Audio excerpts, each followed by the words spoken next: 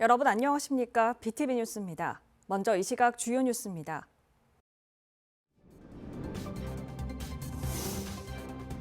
22대 국회가 개원하면서 의원들의 1호 법안에 관심이 쏠립니다. 우리 지역 국회의원의 1호 발의 법안을 살펴봅니다.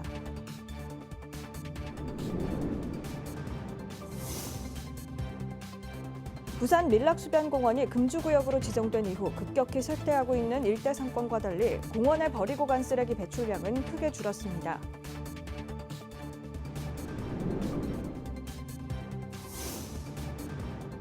부산교통공사가 도시철도 부정승차자 4명을 경찰에 고발했습니다. 공사는 6월 셋째 주를 부정승차 집중 단속 주간으로 지정하고 특별 단속에 나섰습니다.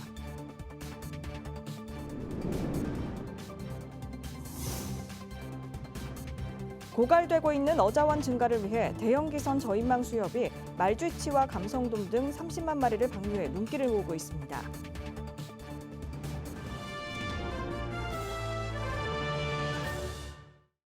지난달 30일 22대 국회가 문을 열면서 각 의원들의 1호 법안에 눈길이 쏠립니다.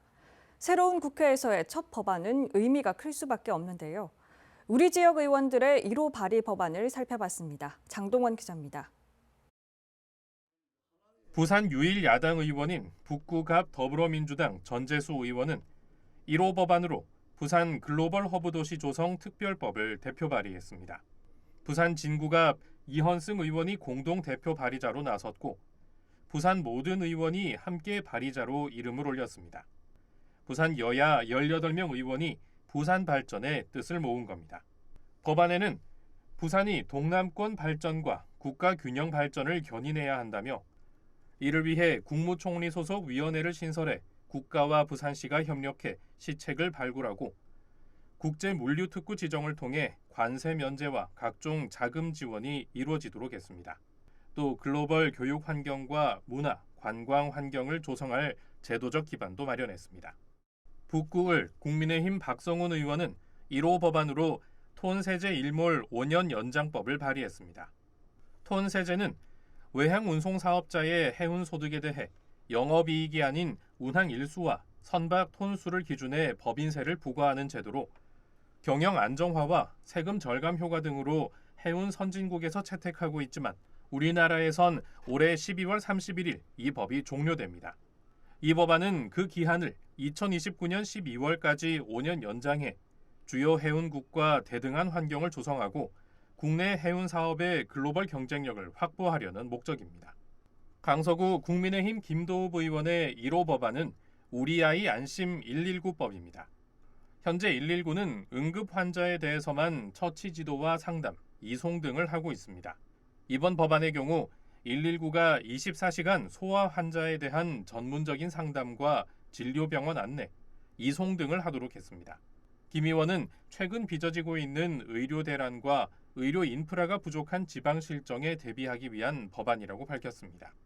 한편 지난 21대 국회에서 달빛 어린이 병원법을 대표 발의했던 김 의원은 이번 첫 법안에서도 소아 의료 공백 해소에 초점을 맞췄습니다. BTV 뉴스 장동원입니다. 부산 밀락수변공원이 금주구역으로 지정된 지 1년, 긍정적인 효과도 있었습니다. 급격히 쇠퇴하고 있는 일대 상권과 달리 공원에 버리고 간 쓰레기 배출량은 크게 줄었습니다. 김윤정 기자입니다. 금주구역 지정 이후 밀락수변공원. 방문객이 줄다 보니 자연스레 쓰레기 양은 크게 줄었습니다. 금주구역으로 지정되기 전 평일 하루 평균 20-30마대에 달했던 배출 쓰레기는 두세 마대로 대폭 줄었습니다. 주말이면 방문객들이 버리고 간 쓰레기가 평균 50에서 90마대에 달했을 정도였지만 금주구역 지정 이후엔 5마대 이하로 확연히 달라졌습니다. 하루에 주말에 쓰레기가 15톤씩 나왔다. 맥주 빈병, 소주 빈병이 몇십 장이 나왔대요. 쓰레기도 줄고 여기 오시는 내방객들도 많이 줄고. 공원에서 술을 마시다가 적발되면 5만 원의 과태료를 부과하기 때문에 예전처럼 새벽까지 공원에서 술을 마시는 모습도 사라졌습니다. 그 술 먹고 나면 아침에 쓰레기 되게 많았었거든요. 근데 이제는 좀 깨끗하게 유지가 되고 있는 것 같아요. 공원 거리가 깨끗해진 만큼 반기는 주민들도 있습니다. 깨끗하고 걷기에도 괜찮고 아이들과 함께 나오기에는 괜찮은 장소로 좀 바뀐 것 같아요. 하지만 여름이면 젊은이들로 붐볐을 전국적 명소였지만 지금 공원엔 젊은 사람 찾기조차 힘듭니다. 지역 명소를 행정이 강제로 없애버렸다며 아쉽다는 반응도 있습니다. 좀 아쉬움이 있어요. 조금 구청에서 행정 지도를 좀 더 한다든지 그래봐 여름 한철이거든. 좀 그런 것이 아쉽다는 거죠. 그냥 강제적으로 바로 차단시킨 거는 좀 문제가 있지 않나. 옛날부터 여기서 틀을 받고 살던 사람들은 굉장히 불만이 많죠. 우리도 밤에 와서 뭐 소주 한잔 물론 우리는 잘 치우죠. 그 대신에 좀 허용이 됐으면 좋겠어요. 단 이제 행정 지도를 좀 그 시간에 나와가지고 좀 강력하게 하고. 금주구역 지정으로 밀락 수변공원은 쾌적해졌지만 사람들의 발길도 뜸해졌습니다. BTV 뉴스 김윤정입니다. 지난해 부산 도시철도 이용객 중 부정승차로 단속된 건수가 4,700여 건에 달한 걸로 나타났습니다. 부산교통공사는 이들 중 상습 부정승차자 4명을 경찰에 고발했습니다. 보도에 김석진 기자입니다.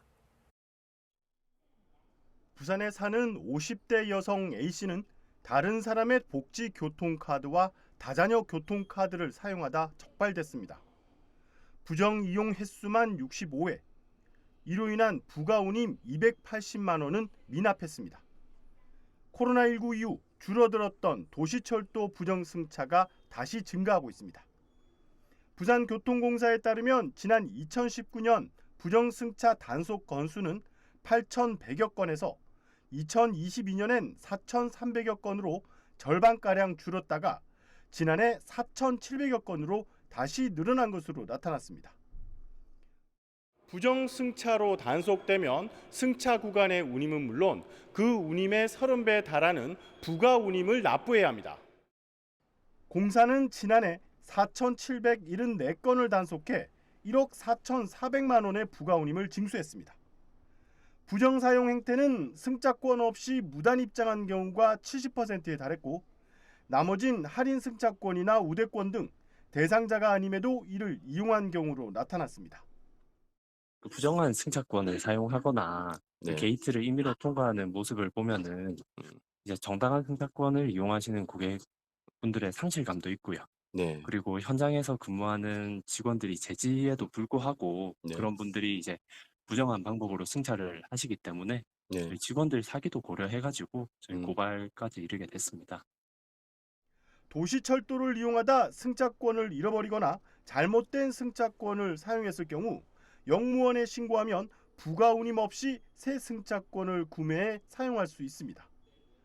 또 승차 출입구를 5인에 입장했을 경우 5분 이내 재입장할 수 있고 승강장에 입장했더라도 10분 이내 영무실에 신고하고 퇴장하면 운임을 돌려받을 수 있습니다. 한편 부산교통공사는 6월 셋째 주를 부정승차 집중단속 주간으로 지정해 특별 단속에 나섭니다. 그리고 A씨 등 상습 부정승차자 4명을 경범죄 처벌법 위반 등의 혐의로 경찰에 고발 조치했습니다. BTV 뉴스 김석진입니다. 고기잡이가 예전만 못하다는 말 많이 하는데요. 환경적 요인으로 갈수록 어자원이 줄어드는 영향도 한몫하고 있습니다. 이런 가운데 대형기선 저인망 수협이 어자원을 늘리기 위해 지속적으로 치어 방류 사업을 벌이고 있는데요. 수산자원 보호와 어업인의 소득을 늘리는 데 도움이 될지 주목됩니다. 박철우 기자입니다. 부산시 수협 감천 공판장. 뜰채를 이용해 화로차에서 무언가를 조심스레 꺼낸 뒤 다시 양동이로 옮겨 담습니다. 양동이 안에는 어른 새끼 손가락만한 치어가 가득합니다. 이 말지취와 감성돔, 참돔과 돌돔, 볼락 등 고소득 품종들입니다. 이들 어종의 경우 최근 어획량이 줄면서 소비자들에게는 기화신몸. 이날 감성돔 10만 마리를 포함해 모두 30만 마리의 치어가 방류됐습니다. 어민들은 방류 사업이 이루어지면 어획량 증가에 도움이 된다며 반깁니다. 100만 통이 무너진 지가 벌써 10년 가까이 됐습니다. 그래서 조금이라도 우리 요 의자원을 갖다가 의족을 조금이라도 더 살리기 위해서 하는 그런 행사의 일원이라고 보면 될 것 같습니다. 대형 기선 저인망 수협은 지난 2015년부터 한국수산종자경남협회 등과 10차례 730만 마리를 방류했습니다. 부산시도 2009년부터 부산 연안에 1000만 마리가량의 감성돔, 치어 등을 방류했습니다. 어자원 감소가 어민 소득 감소로 이어져 어촌 붕괴를 앞당길 수 있다는 위기감에 고부가가치 우량 품종으로 어자원 방류를 확대해 나갈 방침입니다. 감성돔과 말지치는 47%의 방류 효과가 혼액뒤에서 나오는 걸로 알고 있습니다. 수협과 협업해가지고 지속적으로 수산종자 방류 사업을 확대할 예정입니다. 이 환경적 요인 등으로 인해 부산의 연근의 어업 생산량은 갈수록 줄어들고 있는 상황. 이날 치어 방류가 수산자원 어종의 보호와 어업인들의 도움이 될 수 있을지 주목됩니다. BTV 뉴스 박철우입니다.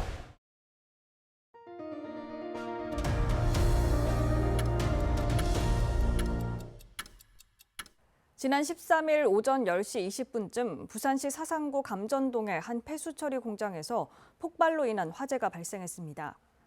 이 사고로 60대 남성이 찰과상을 입는 등 3명이 다쳐 병원으로 옮겨졌고 공장 3개 동 중 2개 동이 파손됐습니다. 경찰과 소방은 폐수처리동 내부 폐수 슬러지 건조 설비 시설에서 폭발이 일어난 걸로 보고 정확한 사고 원인을 조사하고 있습니다. 지난 13일 새벽 1시 반쯤 부산시 영도구의 한 오피스텔 6층에서 불이 나 10분 만에 꺼졌습니다. 이 불로 주민 1명이 연기를 마셔 병원으로 옮겨졌고 주민 50여 명이 긴급 대피했습니다. 경찰과 소방은 벽걸이 에어컨 주변에서 불이 시작된 걸로 보고 정확한 화재 원인을 조사하고 있습니다. 전북 부안군에서 올해 최대 규모인 4.8의 지진이 발생했는데요. 국내에서도 지진이 잇따르면서 시민들의 불안감이 커지고 있습니다. 지진이 발생했을 때 안전하게 대피하는 게 중요한데요. 어떻게 해야 하는지 엄상현 기자가 알려드립니다. 언제 닥칠지 모를 지진. 지진이 발생하면 낙하물로부터 몸을 보호하는 게 우선입니다. 지진으로 크게 흔들리는 시간은 길어야 1, 2분 정도. 이때 즉시 튼튼한 탁자 아래 등으로 들어가 탁자 다리를 꼭 잡고 몸을 보호합니다. 탁자 아래와 같이 피할 곳이 없을 때는 방석 등으로 머리를 보호해야 합니다. 흔들림이 멈추면 건물 내 가스와 전기불을 차단하고 출구를 통해 밖으로 나갑니다. 이때 신발을 꼭 신고 엘리베이터가 아닌 계단을 이용해 대피해야 합니다. 건물 밖으로 나오게 되면 건물과 담장 등 시설물에서 최대한 멀리 떨어지고 차량보다는 걸어서 대피하는 게 좋습니다. 특히 산 주변에서는 돌이나 바위가 굴러 내려올 수 있고 산사태가 발생할 가능성이 있기 때문에 최대한 빨리 급한 경사지를 피해 평평한 곳으로 이동해야 합니다. 해안가에 있거나 지진 해일특보가 발령될 경우엔 긴급 대피 장소로 피해야 하고 이동이 어려울 때는 3층 이상의 튼튼한 건물로 올라가야 합니다. 안전한 장소로 대피가 완료됐다면 휴대전화나 라디오 등을 통해 지진 상황에 귀 기울여 혹시 발생할지 모를 여진에 대비해야 합니다. 지진이 발생하면 당황하기 마련인데 무엇보다 침착함을 유지하는 게 가장 중요합니다. BTV 뉴스 엄상현입니다. 지난 4월 부산 용호만 일대에 고층 아파트 개발 사업이 부산시 주택사업공동위원회 심의를 통과했다는 보도했었는데요. 보도 이후 지역 시민사회단체의 반발이 이어졌고 부산시의회에서도 반대 목소리가 나오고 있습니다. 김윤정 기자의 보도입니다. 부산 남구 용호만 일대입니다. 부산시는 일대의 이기대 문화예술공원 조성을 위한 추진을, 남구는 용호 별빛공원을 조성해 시민 휴식 공간으로 활용하고 있습니다. 여기다 남구는 용호만 일대의 마리나 해양레저 관광단지 조성을 위한 사업 타당성 조사까지 마쳤습니다.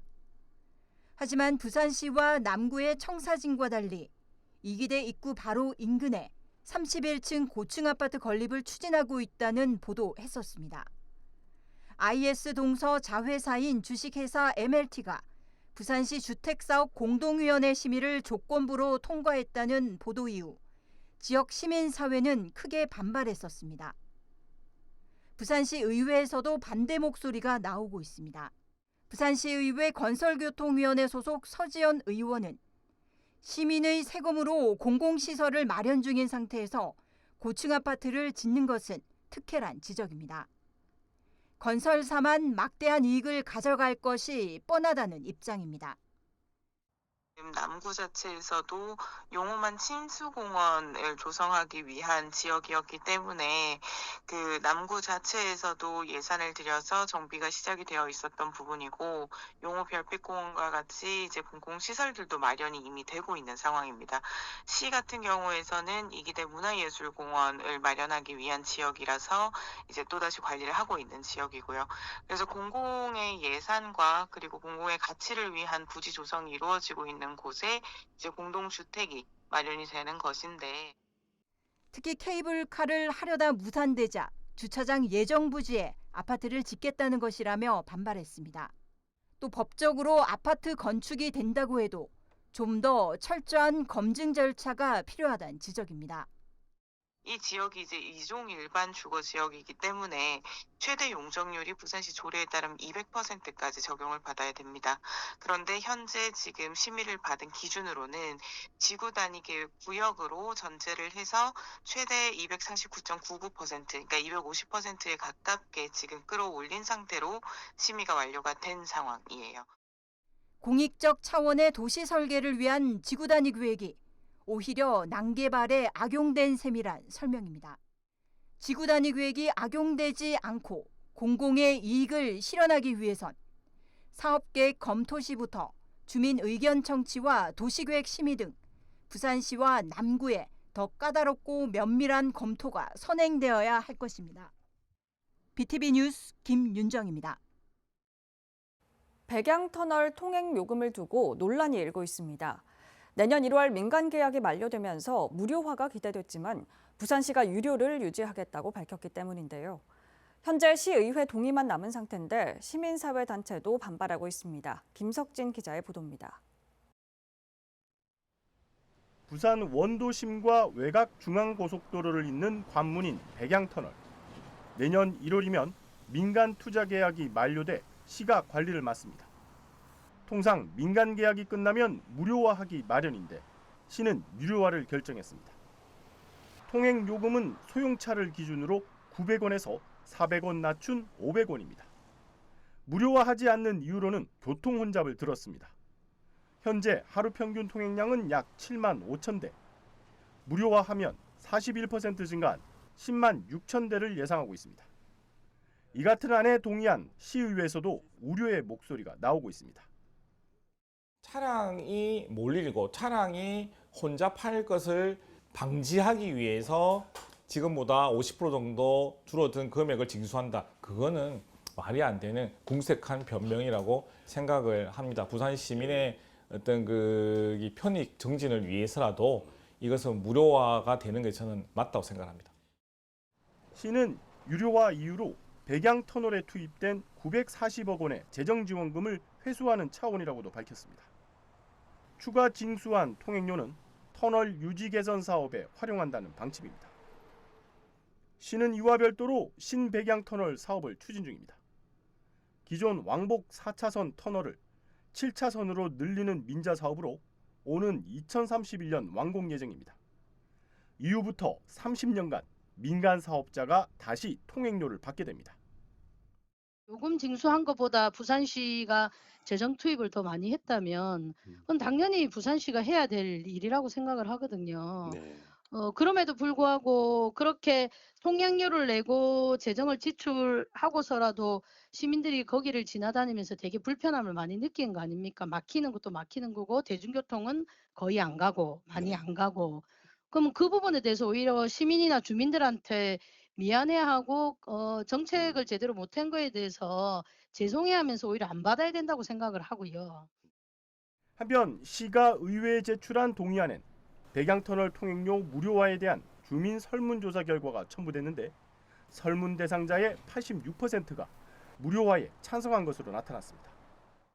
현재 부산에는 모두 8개 유료도로가 있는데 향후 만덕 센텀 간 대심도와 사상 해운대 간 지하고속도로가 추가되면 10개가 돼 운전자들의 통행료 부담은 더 커질 전망입니다.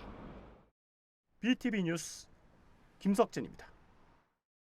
부산 북구가 관광도시 만들기에 박차를 가하고 있습니다. 북구의 강과 산, 생태공원 등을 활용한 25가지 관광 콘텐츠를 내놨는데요. 북구 전체를 관광지로 만들어 외국인 관광객까지 끌어들인다는 계획입니다. 장동원 기자입니다. 강서구와 양산 등의 신도시가 생겨나면서 북구 인구는 감소하기 시작했습니다. 산업시설도 적어 경제활동 역시 활발하지 못합니다. 북구는 관광에 초점을 맞추기로 했습니다. 자연환경과 지리적 특성, 풍부한 교통자원을 활용해 북구 전체를 관광지로 만든다는 구상입니다. 산업 자체가 좀 미약합니다. 타 지자체에 비해 가지고. 그러다 보니까 저희 구는 지금 가지고 있는 이 여건상 강이라든지 산이라든지 환경적인 요소, 그다음에 지리적인 교통의 요충지 이런 부분들을 관광에 접목시키지 않으면 최근 마무리된 용역에 따르면 북구를 3개 지역으로 나눠 25개 테마를 추진합니다. 도심 속 힐링파크를 조성해 맨발 걷기와 요가, 명상 등의 프로그램을 운영하고 만덕동 병풍사 일원에는 여행자 전망타워를 조성해 노을을 테마로 한 스토리텔링을 가미한다는 계획입니다. 또 금곡동 일대에선 1년 내내 빛정원 축제를, 화명생태공원 연꽃단지 주변에는 반려동물 라운지 가든을 조성합니다. 지하화가 추진되는 구포역 일대는 철도를 숲길로 꾸밀 계획입니다. 사업에 투입되는 예산은 약 2,100억 원, 예산 확보가 관건입니다. 북구는 현재도 화명생태공원에 국비가 투입되는 사업이 진행되고 있다며 자신감을 내비쳤습니다. 350억 규모의 화명생태 에코파크 사업 같은 경우에도 문화체육관광부에서 이 지역을 집중적으로 관심을 가지고 봐왔기 때문에 지금 현재 국비 사업이 진행되고 있는 사업입니다. 그래서 이런 대규모 사업도 뭔가 메리트가 있다라면 국가에서도 관심을 기울이고 시에서도 관심을 기울이기 때문에 충분히 가능하다고 저희들은 나름대로 지금 생각하고 있습니다.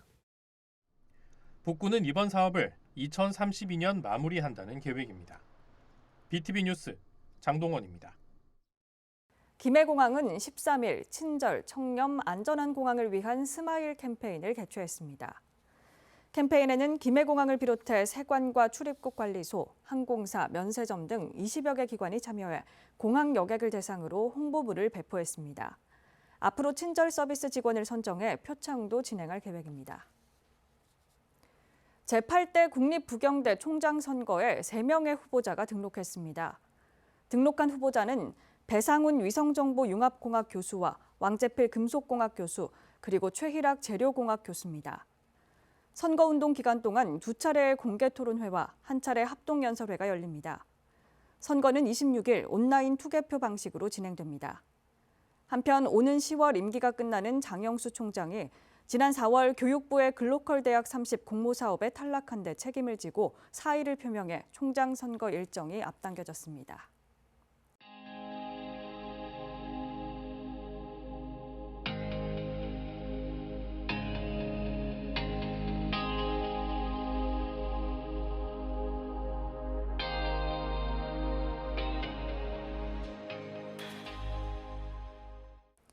BTV 뉴스 마칩니다. 시청자에게 힘이 되는 뉴스로 다시 찾아뵙겠습니다. 고맙습니다.